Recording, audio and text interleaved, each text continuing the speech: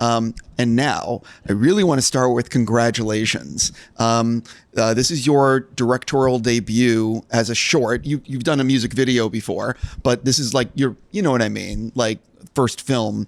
And I really want to say congrats. I thought you did a great job, and it's because you teamed with her. I think the two of you together, you know what I mean? So I hate asking the generic thing at the start, but no one will have seen it yet. So how have you guys been describing the film to friends and family?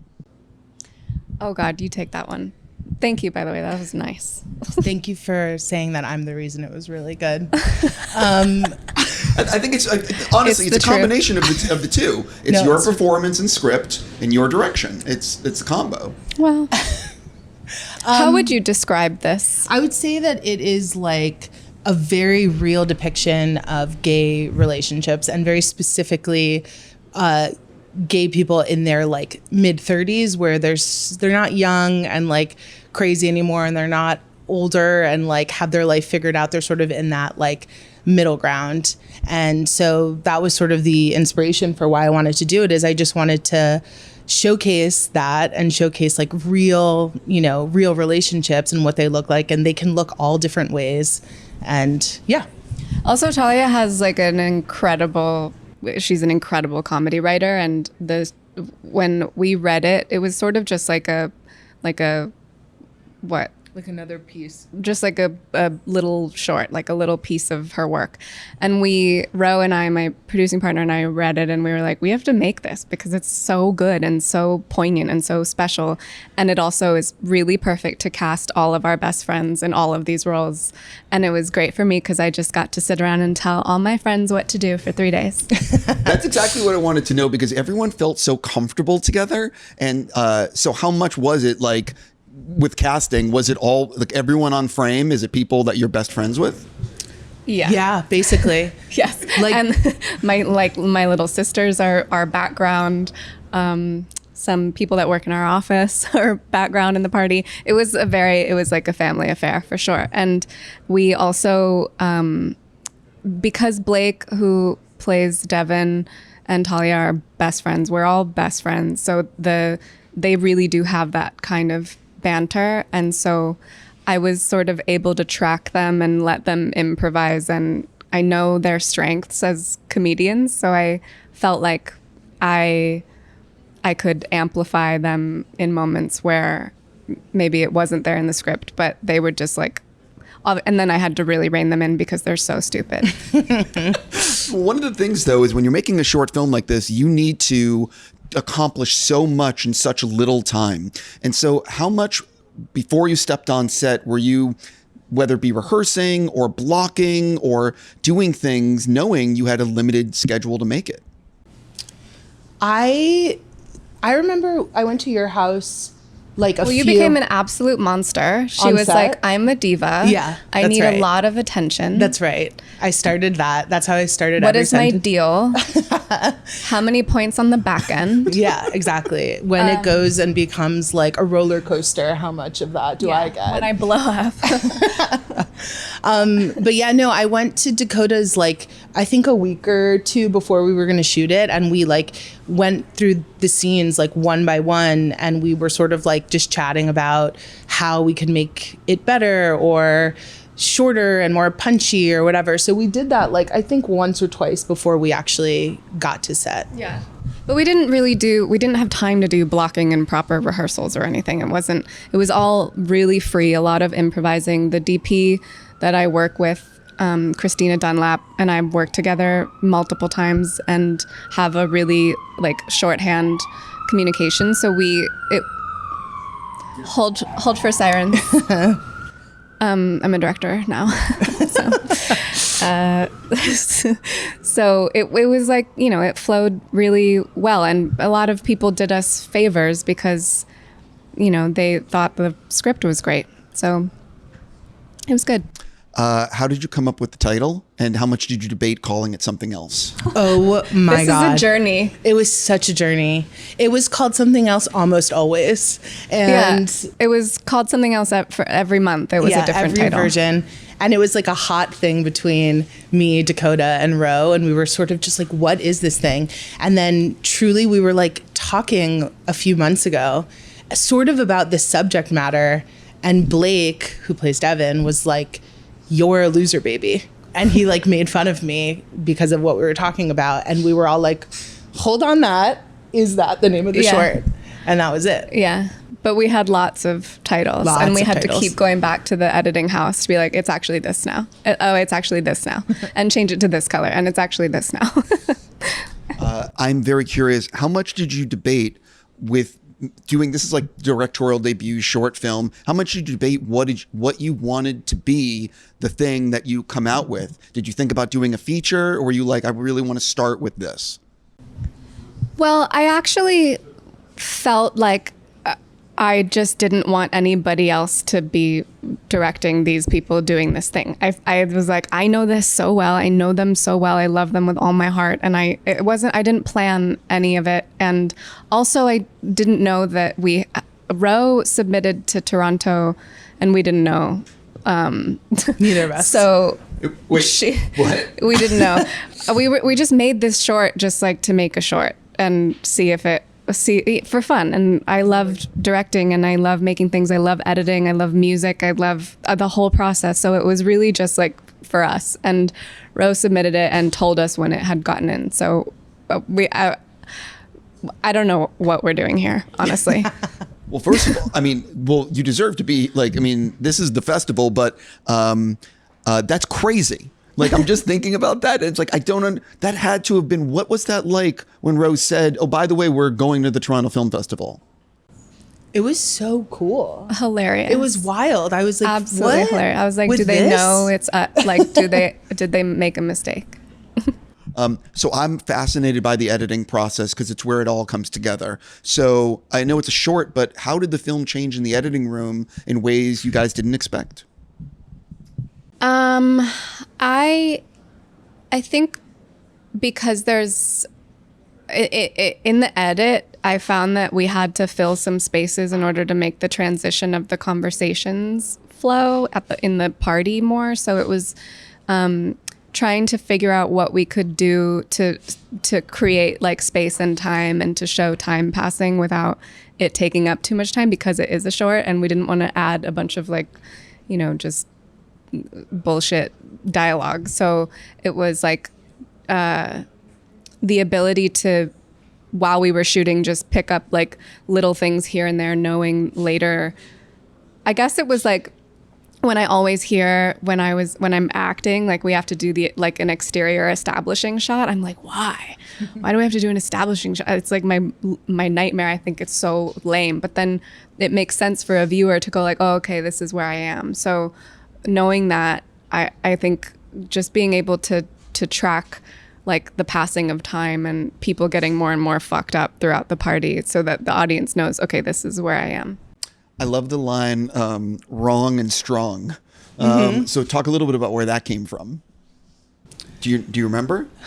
I do. It's when Val... Yeah, but did she improvise that? She improvised that, I'm pretty sure. Yeah, it's very good. It's very Talia. She's very wrong and strong. Especially her quads. Do you want to feel them later. Do you want to explain what wrong and strong means? I think it's like knowing you're in the wrong and still pressing on with that POV with like all your might a little bit is what I think she meant it. Yeah, or just me. like arrogant ignorance. Arrogant ignorance. Like I think Lizzie in that moment is like clearly in the wrong and like just trying to prove herself right in that moment, but like just won't give it up. Just like a lot of people in politics these days. Wow, and just like that. And there she goes. Good night. Right. Oh, we could. I don't want to get you in trouble, but believe me, I have strong feelings. I will say that I have Representative Adam Kinzinger coming in to support his film, The Last Republican. He's coming in tomorrow or Monday, I forget, to let you know what side I might support. Okay. FYI. Copy that. Yeah, it's not Trump. just FYI. And I've opened the door, and I'm so sorry. You know, so I read, could be wrong, that like basically you haven't done that much acting. I've done none. Yeah, like 0. So what is it like actually knowing that you're going to be like the star of a short film like this, and like you go through a lot in the movie. You have a lot of important scenes, and your girlfriend relationships, talking about sex. It's very like, it's a big role. Yeah, it's really so wild. I don't know, these Dakota and Ro were both like, if we make this, you have to be in it. And I was like, okay, are we sure? And they were like, I think you were even like, I'm not going to direct it if you're not in it. Or I made that up. But I like it, so keep it. That's the story now. But it was wild. And I think I wrote it obviously very specifically for me. Like, I wouldn't say that I don't think I got the range to go other places, but like, I think I was like, you know, I don't know. I loved it. It was so fun. It was very wild. I think the most wild part is people seeing it after, because I'm like, I'm a writer. Like, I could sit back and sort of let things play out and be like, they said that weird thing, or they're, you know, having sex with their friend in the beginning. But to be the one doing it is like truly wild. Yes, the actress that plays Martina Navratilova is Talia's best friend, and they had to make out. It was so weird. Have simulated sex, and it was the funniest thing I've ever seen. But you were so brave and like open and present, and took direction really well, and like you were good with continuity. It's like really truly a natural. She's a star. And can I just ask, what were you like the night before the first day of filming? That's such a good question. I feel like I was definitely nervous, but I also felt like I was in really good hands at the same time. And I mean, Blake is one of my best friends, and I knew that being there with him and being in scenes, and Jesse and Chelsea and all the people who are in it, I knew that it was going to be very like a very kind room to act in. Sure. But then also having like Dakota there was like so nice. And also you were like the kindest person with me, where whatever note she came in with, it was like just very soft. You were like, and maybe on this one we do this. No, I never would say we. And maybe we do this together. Okay, no, you're a monster. There's no fucking way. Yeah. And maybe on this one we a lot. Right. So you never said we? No, I'd be like, Talia, no, do this.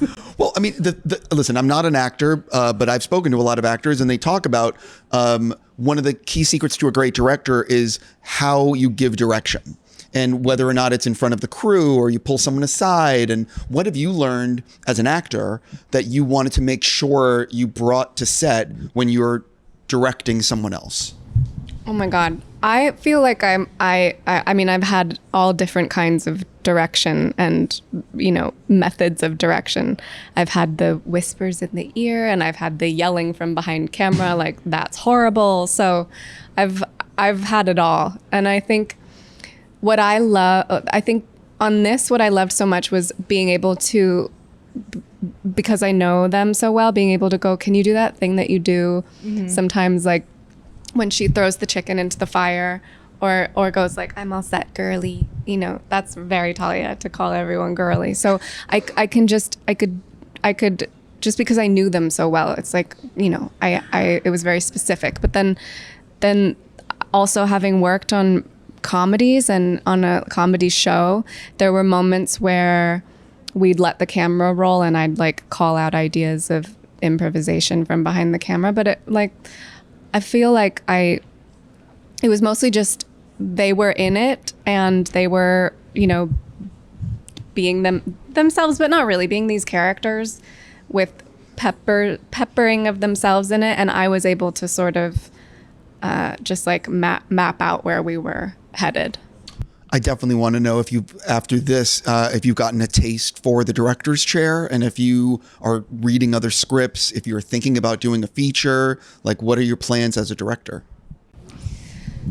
I feel like I have so much to learn in that department, and the times when I've felt confident that I could do something and make it, do it to my standards. I feel like with this, I was like, oh no, I can do that because I know it backwards and forwards.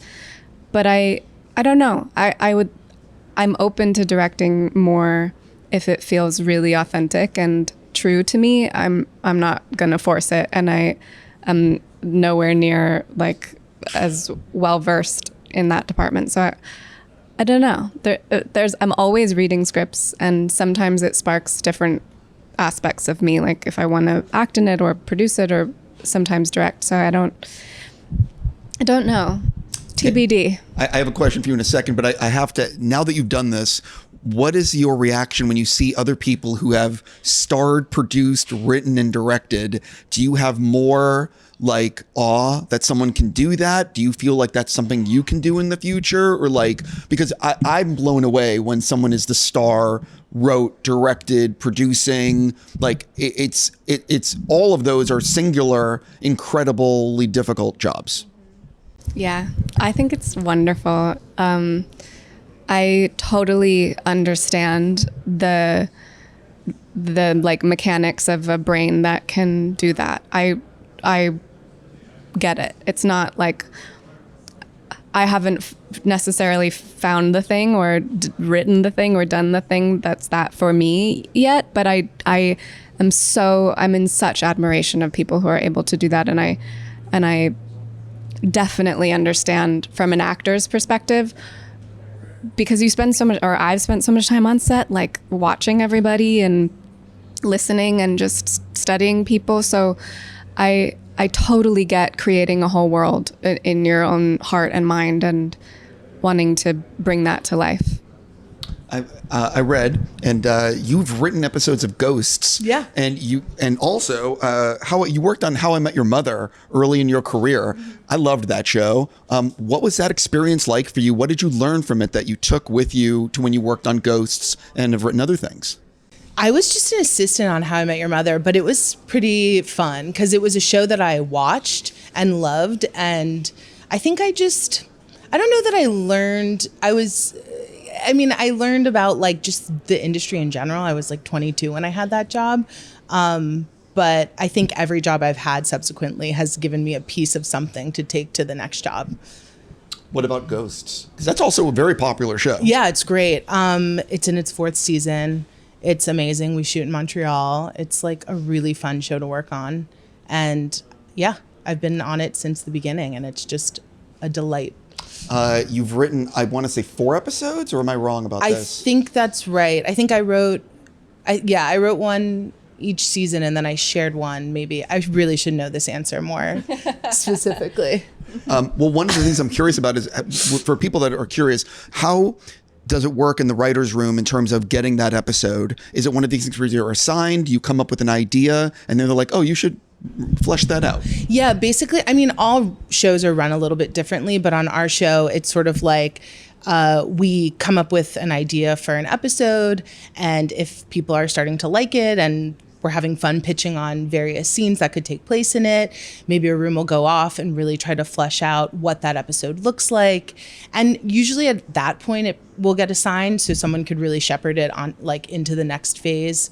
Then someone's sent off to write the script, it comes back into the room, it's edited, and then we will read it, and then it's edited again, and then it'll eventually be shot.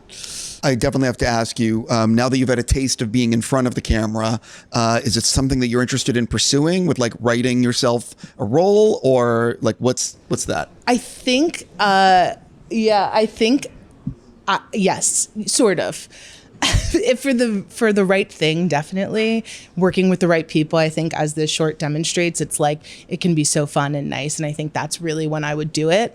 I recently had one line in my friend's movie where I played a gym teacher, which is probably the job I would have if I didn't have this job. So it was a very natural thing for me to do. So stuff like that I would do.